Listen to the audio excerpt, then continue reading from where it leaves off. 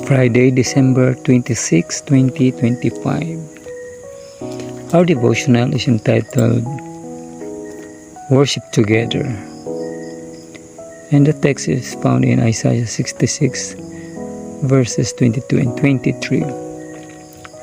For as the new heaven and the new earth, which I will make, shall remain before me, saith the Lord, so shall your seed and your name remain. And it shall come to pass that from one new moon to another, and from one Sabbath to another, shall all flesh come to worship before me, saith the Lord. In the beginning, the Father and the Son had rested upon the Sabbath after their work of creation. When the heavens and the earth were finished, and all the host of them, the Creator and all heavenly beings, rejoiced in contemplation of the glorious scene. The morning star and sang together, and all the sons of God shouted for joy. When there shall be a restitution of all things, which God hath spoken by the mouth of all his holy prophets since the world began, the creation Sabbath, the day on which Jesus lay at rest in Joseph's tomb, will still be a day of rest and rejoicing. Heaven and earth will unite in praise, as from one Sabbath to another, the nations of the saved shall bow in joyful worship to the God and the Lamb. The nations of the saved will know no other law than the law of heaven.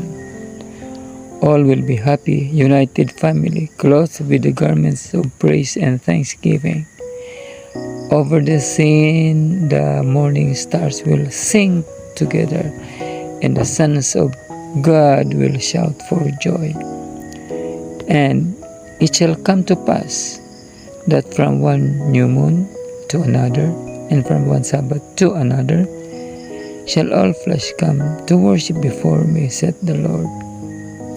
The glory of the Lord shall be revealed, and all flesh shall see it together. The Lord God will cause righteousness and praise to spring forth before all the nations. In that day shall the Lord of hosts be for a crown of glory, and for a diadem of beauty unto the residue his people. So long as the heavens and earth endure, the Sabbath will continue as a sign of the Creator's power. And when Eden shall bloom on earth again, God's holy rest day will be honored by all beneath the sun. This is taken from the book My Life Today by Ellen G. White, page 364.